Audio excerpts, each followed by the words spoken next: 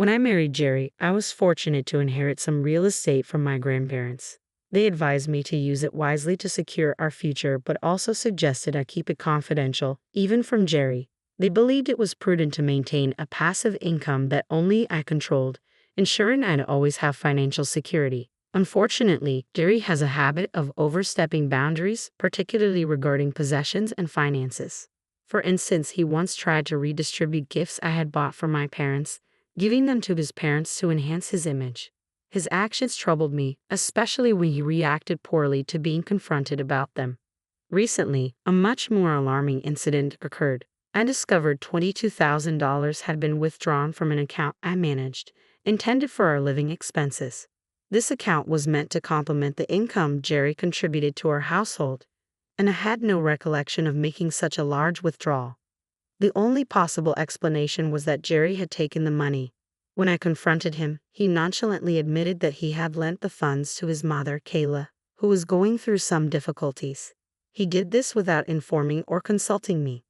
The revelation was shocking, not just because of the large sum involved, but also because it demonstrated a lack of communication and respect for our mutual financial decisions.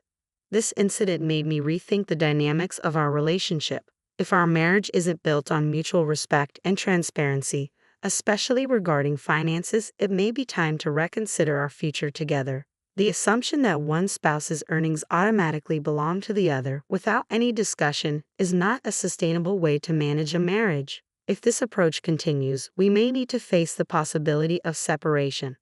Although the money was originally mine, earned through hard work, and we still have some savings, the loss isn't financially catastrophic. If Kayla was truly facing difficulties, I understand the need to help. However, I would have appreciated a simple conversation beforehand. The account is ours after all. If Jerry had taken the money from a personal account he set up before our marriage, I wouldn't have been as upset. But withdrawing such a large sum from our shared account without discussion felt like a breach of trust. When I expressed my disappointment, Jerry seemed irritated and dismissed my concerns. He promised, albeit reluctantly, to inform me next time before making any major financial decisions. Then, he excused himself to the bathroom, leaving me feeling unsettled. It wasn't like the early days of our marriage when Jerry would genuinely listen and value my input. Is this what change in a marriage looks like? A few days later, I visited my in-laws to deliver a package that had mistakenly been sent to our address. My mother-in-law, Amy, greeted me warmly and invited me in for tea. Though I had planned just to drop off the package, I accepted. While there, I noticed several luxurious items around the house: expensive cosmetics, stylish clothing, and health products. Amy mentioned, almost casually, that these were all gifts from Jerry. The realization hit me hard. The missing $22,000 had been used not out of necessity, but for extravagant purchases. The idea that Jerry had lent money to his mother for emergencies suddenly seemed like a gross exaggeration. This misuse of funds made me question not only our financial partnership but also the respect and communication in our marriage. As I sat there quietly sipping my tea, the atmosphere shifted. My in-laws' smiles faded, and they began to look at me with a strange mix of fear and accusation. Amy's tone turned confrontational as she remarked, "My son is such a wonderful, generous boy, always buying gifts for me. But what about you? As his wife, are you taking good care of my wonderful son? There seems to be some trouble. I heard from Jerry that you've been giving him a hard time for using the money to help me." It became clear that Jerry had portrayed himself as a victim to his parents, a good son, simply helping his mother in need. This explained their fearful and defensive attitude toward me. The revelation drained the last bit of patience I had, not only with my in-laws but with Jerry as well. I never expected such a lack of support and understanding in my marriage, and the thought of divorce started to feel like a real possibility. I began envisioning a post-divorce future where I would move back into my parents' home. It was a two-story house, over 32 years old, built before my brother was born. It had once comfortably housed our family of 5, but now it stood mostly empty, becoming impractical for my aging parents who struggled with mobility. Although the house had been modified with handrails, its spacious layout was more of a challenge than a comfort. A one-story home would be far more suitable for their needs. With the financial security from my passive income, I realized I could rebuild their home into something more comfortable and accessible for them. This idea filled me with both resolve and relief. So I called my parents to discuss not only my decision to divorce, but also my plan to renovate their house. Surprisingly, my parents weren't shocked by the news of the divorce. Their calm reaction solidified my decision. It seemed they understood my need for a fresh start. When I brought up the idea of reconstructing their home, I could hear genuine joy in their voices. "We're so glad you're thinking of rebuilding the house for us." "Thank you," they said.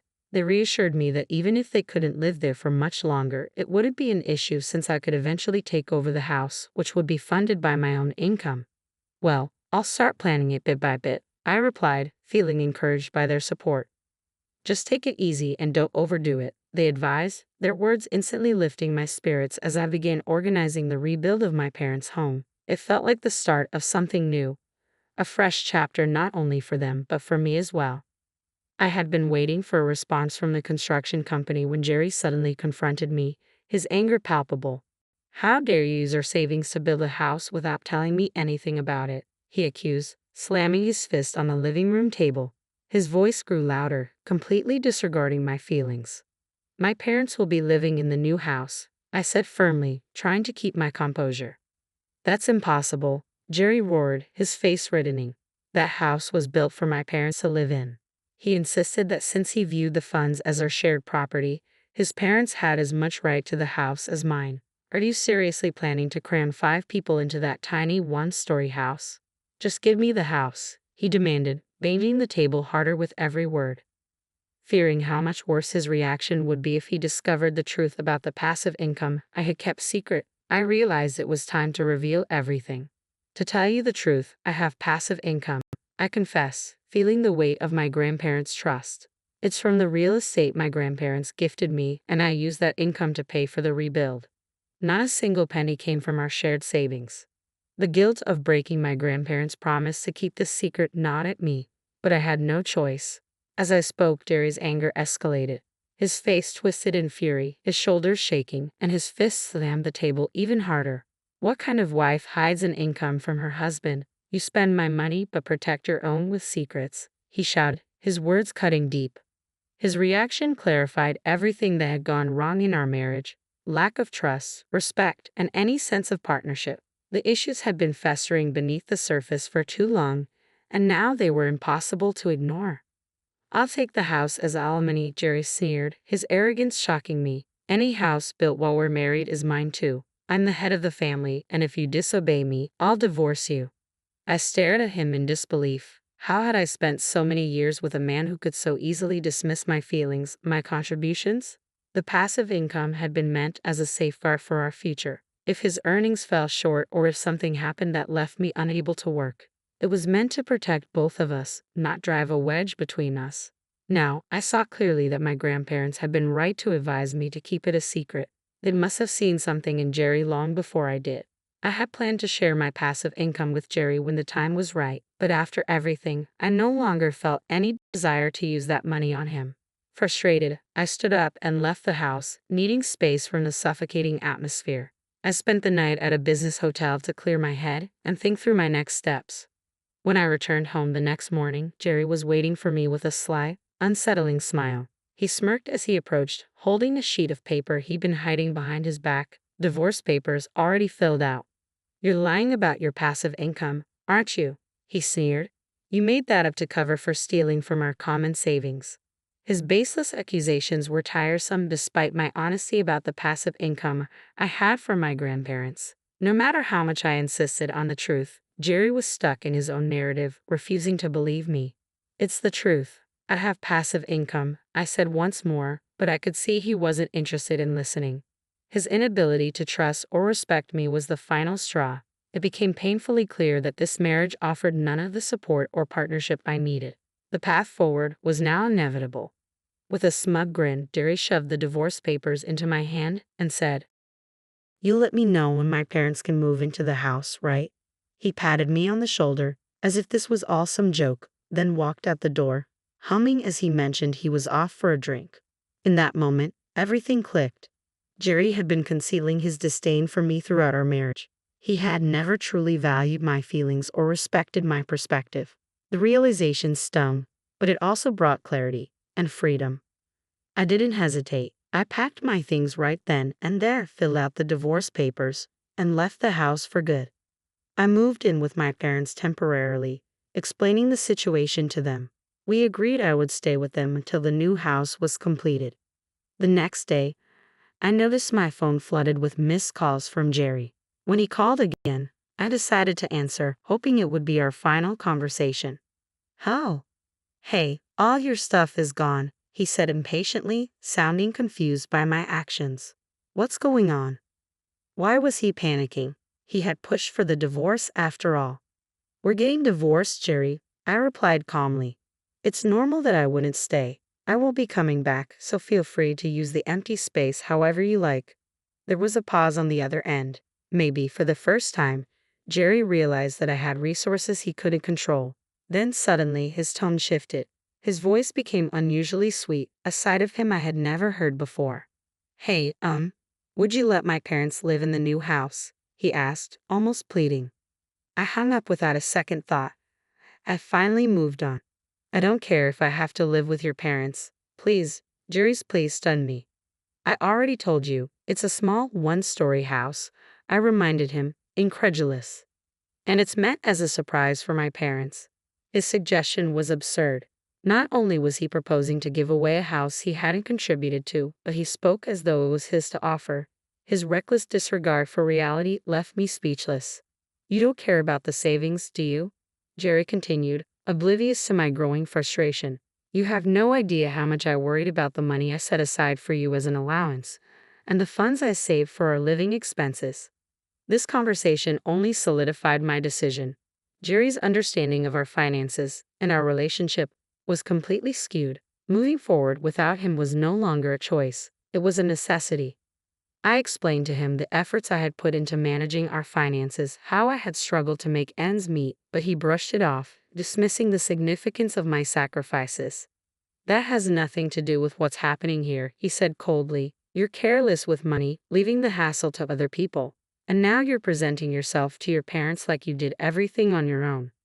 I confronted him, pointing out how he always tried to take credit for my hard work.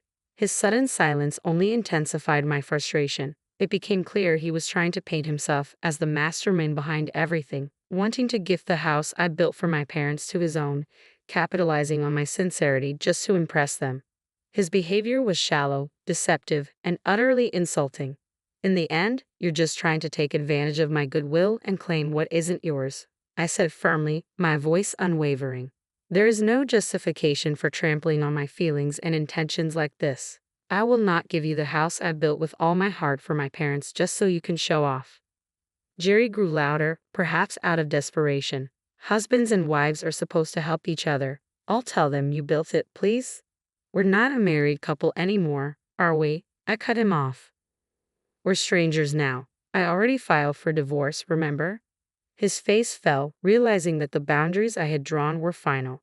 On the day Jerry handed me those divorce papers, he may have thought he was in control, but now he knew otherwise. I submitted the divorce papers to the city office immediately. Jerry had been the one pushing for it, but when faced with the reality of our separation, he seemed stunned. "You already filed. Why are you so surprised when you're the one who asked for the divorce?" I asked, incredulous. "Oh, I didn't think you'd actually leave me. Hey, let's start over. We can talk it out and be a good couple this time," he pleaded, as if unaware of the gravity of his actions. How could he say such a thing now? This was a man who had squandered our savings on his mother, threatened me with divorce, and ridiculed me to the bitter end. Reconciliation was out of the question. "No, thank you. Please give my regards to your parents," I said brightly before ending the call. The next day, my phone was flooded with voicemails and messages from Jerry, still demanding that we get back together. His persistence was baffling and completely unwelcome. His repeated attempts to reconcile only affirmed my decision to move on. Jerry claimed we could start over and that he loved me, but I sensed his real interest was in my property and fortune, not in our relationship. To sever ties completely, I blocked all contact from him and his parents. Meanwhile, the construction of the new house was finished and my parents and I moved in. We now live comfortably in the home I built, surrounded by peace and contentment. Sometime later, I ran into a mutual friend who also knew Jerry, and I shared the news of our divorce. My friend offered kind words and updated me on Jerry's situation. It turned out that Jerry had abruptly quit his job, claiming he no longer needed to work hard because he had acquired real estate.